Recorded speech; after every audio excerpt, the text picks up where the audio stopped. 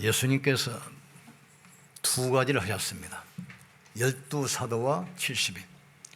12사도는 예수님께서 3년 반 동안 동행한 사람들, 그리고 십자가 사건과 부활을 직접 목격한 사람들입니다. 그래서 이 사실을 증거하도록 12사도를 택하셨어요. 중직자들은 뭐냐?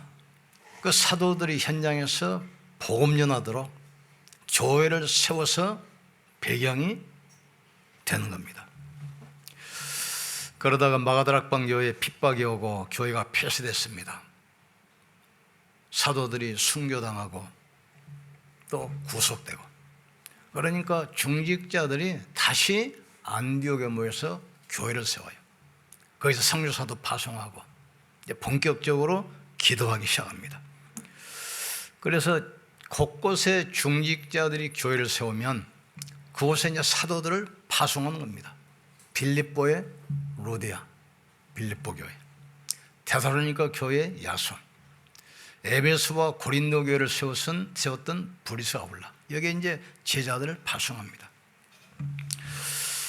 왜 중직자 시대를 열어야 되는지, 이미 임직받은 중직자 그리고 세움을 받을 중직자 세 가지를 꼭 알아야 돼요. 왜 그러냐면 시대가 시급합니다. 유럽 교회는 이미 문을 닫았고 미국 교회가 문을 닫기 시작해요. 그리고 한국 교회는 위기가 왔습니다. 교회가 복음의 가치를 별로 중요하게 생각을 안 해요. 교회 등불이 꺼지면 세상은 영적으로 어두워져요. 그래서 계속 재앙이 오게 되어 있습니다. 교회가, 목회자가 복음의 유일성을 그렇게 대단한 것으로 생각 안 씁니다. 이번에도 우리 젊은 부목사 한 분을 초청을 했어요. 그래서 우리 대학 청년부 중고등부 좀 세워봐라. 그래도 이번에 하는 말이, 나는 후임자로 세워지면 사역이지만 그냥 부교육자로는 안 있겠습니다 하고 하루 만에 사임을 했어요. 갈등 때문에 우리 교회를 떠난 사람도 똑같은 얘기 아닙니까? 자기가 원하는 자를 부교육자로 세워달라, 그 이야기예요. 저는 제 남은 마지막 사역이 정말 복음으로 알고 전도가 되어지는 후임자를 세워야 돼요. 그래야만 교회가 살고 성도들이 살고 후대가 살아나게 돼 있어요. 후임자는 담임 목사가 정하는 것이 아닙니다. 하나님이 세우는 거예요.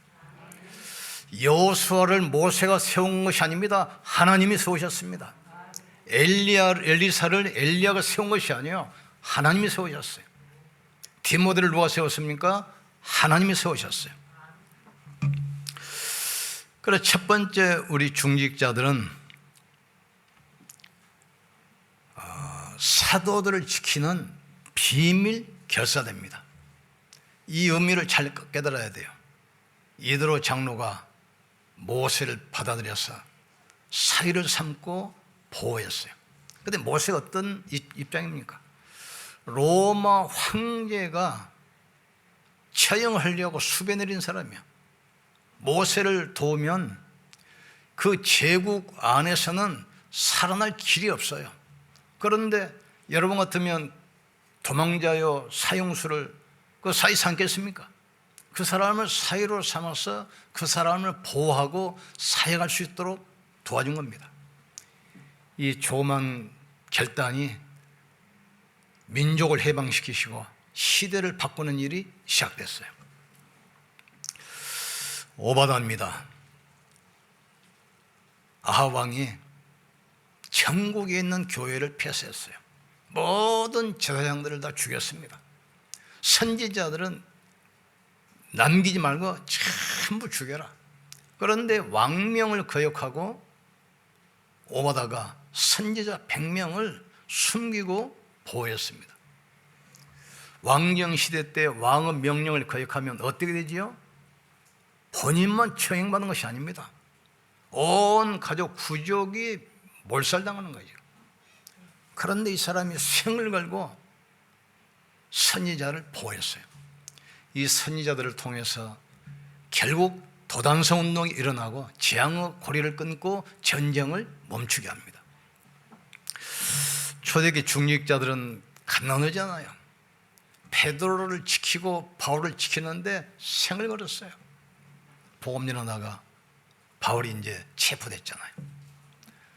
이제 처형을 앞두고 밤에 중직자들이 다락방에 모여서 정말 목숨 걸고 간절히 기도하기 시작했어요. 하나님은 중직자들의 기도를 들으시는 겁니다. 중직자들의 중심을 받으시는 거예요. 중직자들이 기도하도록 기름 부어 세우셨어요. 그 밤에 주의 천사를 파송하사 수갑을 풀고 옥문을 열어서 베드로를 석방시키잖아요. 바울이 도망다니다가 야손의 집에 가서 복음 전하잖아요. 그러니 이 정보가 바리새인들에게 샜어요. 바리새인들이 특공대를 조직해가지고 바울을 잡으려고 기습해서 오잖아요. 이거란 야손이 바울을 도망시키고 시간을 벌어주기 위해서 자기가 체포당합니다. 감옥에 들어있을 때 같이 잡혀온 모든 사람들을 보스금을 맞고 풀어내기 시작해요. 초대교회 중직자들 임무가 뭐죠? 사도들을 생을 걸고 지키는 비밀 결사대입니다. 전에 어떤 장로님 간증한 거 들어보니까 교회는 목사가 잘해야지 늘 그렇게 생각했대요. 목사가 바로 서고 목사가 기도하고 목사가 헌신하고 그래야 교회가 부흥되고 성도들이 힘을 얻고 그건 맞는 말이잖아요. 그러다 제 생각을 했어요. 내가 교회 장로 아니냐 지금. 우리 교회 한 명 있는 장로. 장로인 내가 응답받아서 교회를 섬겨야지. 목사님 사업문도 아니야. 내가 사업하니까 내가 돈 벌어서 교회 헌신하면 되지. 그러면서 한 번도 안 뜬 새벽 기도를 장로님이 시작했어요. 그러다가 이제 2학년 새벽 기도 다니는가 맨 앞자리 와서 앉아서 이 목사님한테 이 축복 기도 해달라고 해야지. 그러니까 제일 맨 앞자리에 앉은 장로님 매일 새벽 기도 끝나고 머리 손을 기도하기 시작했어요. 그 장로님 또 대머리니까 그 손 얹고.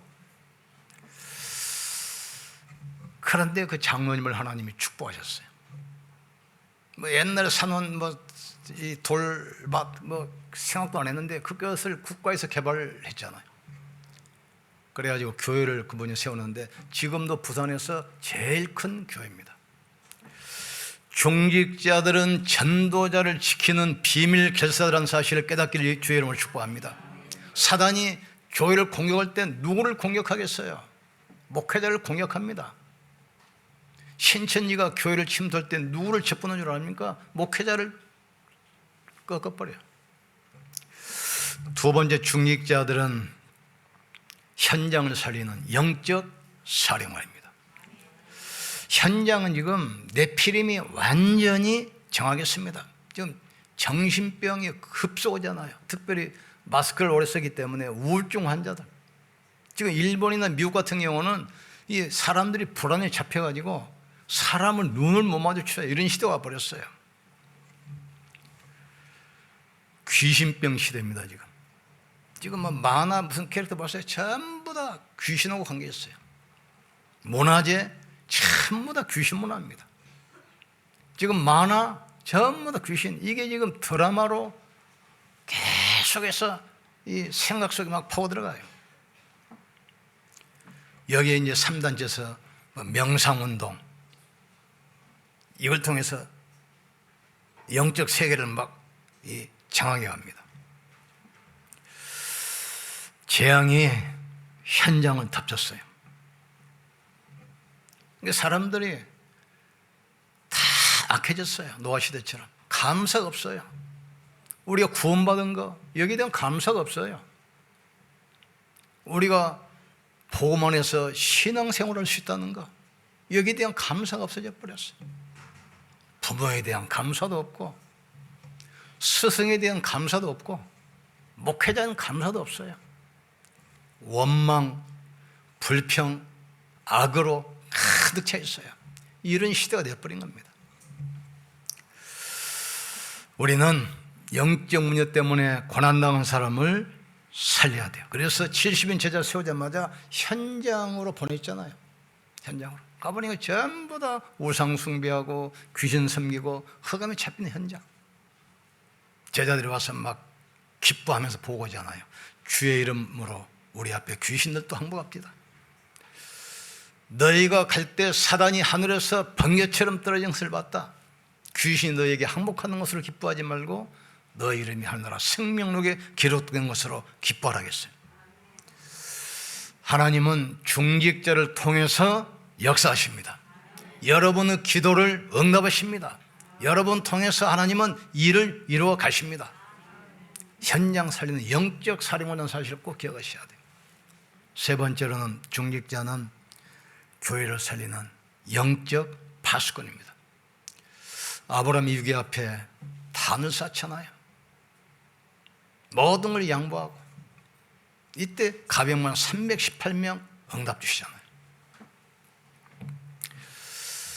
아브라함이 인생의 한계가 왔을 때 이삭을 번제로 드렸어요. 그래 하나님께서 이삭 대신에 숫 양을 받으시고 또 축복하셔요. 야곱이 죽음의 둘에서 도망가다가 베델에서 쓰러졌어요. 여기서 돌을 세워놓고 기도하기 시작합니다. 나와 동행하시고 내 길을 인도하셔서 다시 편안히 집으로 돌아오게 하시며 이곳에 내가 주의 성전을 세우고 내가 11조를 드리고 주님을 섬기겠습니다. 교회는 보호자의 그림자입니다. 교회는 천국의 그림자고 모형이야. 우리 예배할 때 어떤 일이 벌어집니까? 눈이 안 보이게 성삼위 하나님이 역사하시는 거예요. 하나님은 지금도 말씀으로 역사하십니다.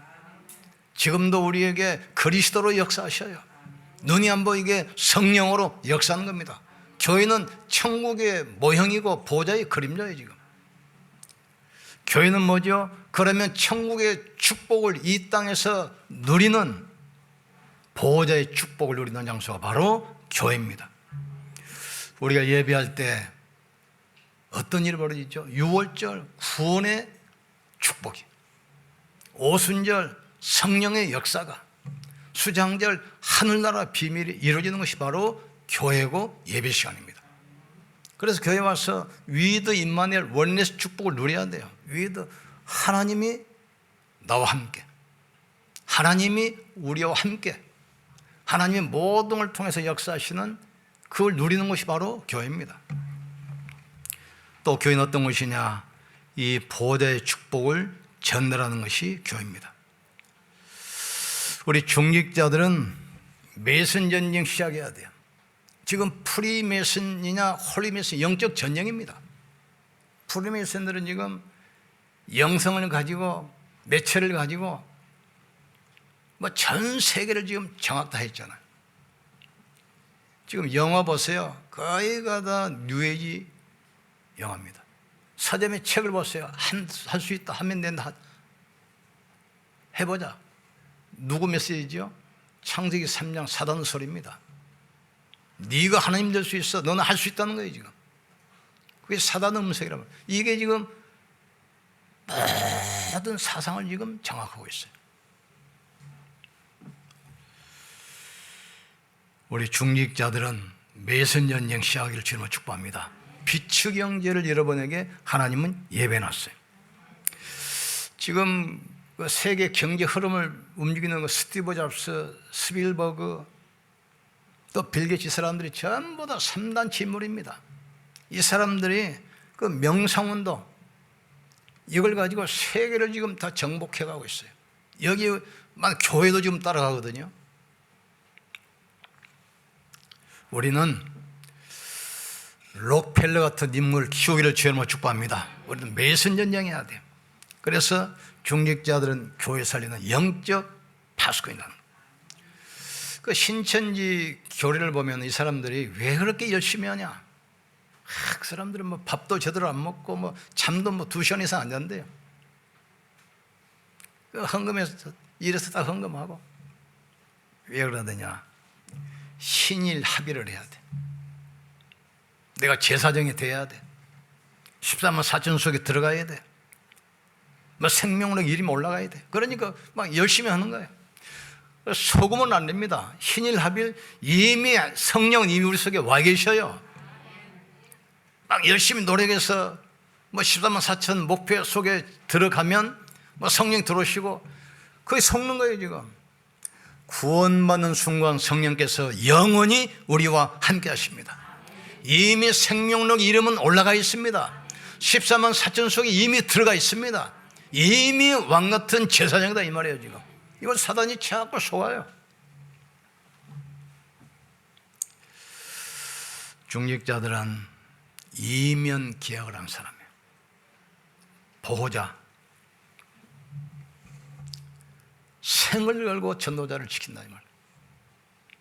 동력자, 끝까지 같이 가는 거예요. 감옥에까지도. 중간에 가다가 삐졌다. 그건 제자가 아닙니다.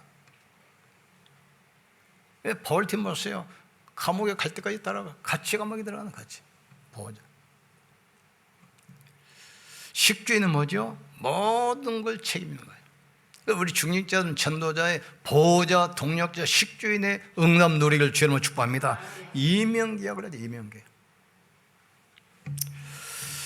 그리고 중직자들은 교회 위기 앞에 앞장서기를 주님으로 축복합니다. 초대기 중직자들 보세요. 교회 위기 앞에 스데반 순교하면서 앞장섰어요. 빌립 생을 걸고 사마리아에 뛰어들어갑니다. 사도들이 고난당할 때 대신 구속대 야송같이 교회 위기 앞에 앞장섰어요. 지난주 메시지 그거 아닙니까? 하나님께서 우리에게 위기와 문제를 주신 것은 뭐죠? 하나님 바라보라는 사인입니다. 하나님께 나오라는 사인이요. 그게 바로 축복 시작이거든요. 근데 축복 속에 들어가는 사람이고 축복 앞에서 돌아서는 사람이 있어요. 스스로 깨달아야 되겠어요.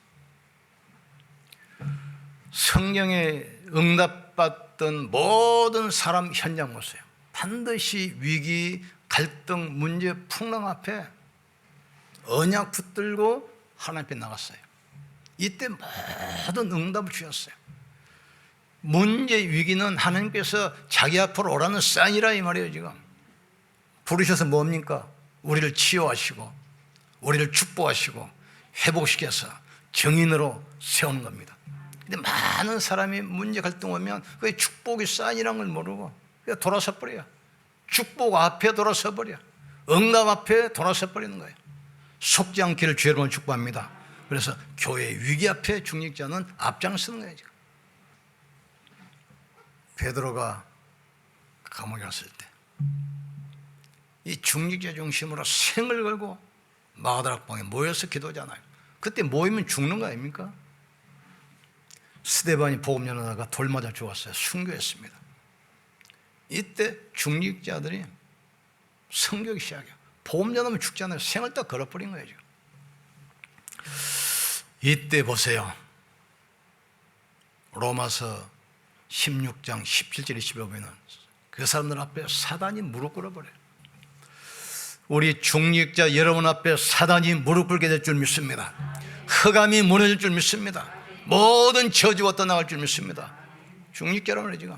근데 중직자 한 명이 서버리면 교회가 서는 거예요 지금. 중직자 한 명이 서면 교회가 살아나. 목회자가 기쁜 때가 하나 있어요. 다른 이유가 없어요. 성도들이 말씀 묻들 기도하다가 말씀대로 응답받았다고 할 때 그때가 가장 기쁜 거예요. 아, 내가 말씀을 바로 전했구나. 이거 외에는 더 이상 기쁜 게 없잖아요. 아니, 주의정이 뭐는 사람입니까? 말씀 심부름 사람이에요. 말씀 전하는 사람이에요. 그럼 중직자는 뭐 하는 사람입니까? 그걸 가지고 기도해서 말씀대로 응답받으셔야 돼요. 그리고 응답을 가지고 증인으로 현장에 선 거라 이 말이죠. 언제든지 보세요. 성경은 편안할 때 아무 문제 없을 때 역사하지 않습니다.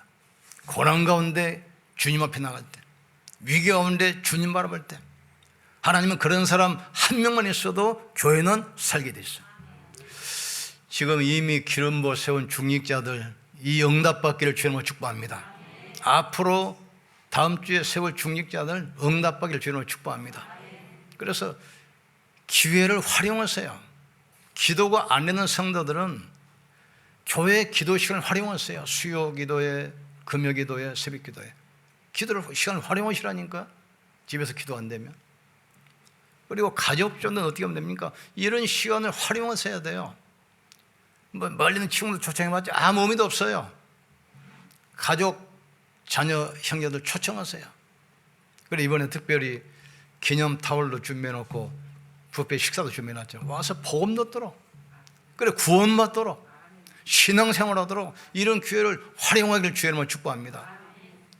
우리 시대가 길지 않습니다. 우리는 이걸 해야 돼요. 중직자를 위해서 합니까? 교회 살리도록. 여러분들이 살아나면 우리 후대들은 일어나게 되어 있습니다. 우리가 문제, 위기 생기면 하나님 앞에 서야 돼요. 중직자들은 전도자를 살리는 비밀 결사대입니다. 현장을 살리는 영적 파수꾼이란 말이에요.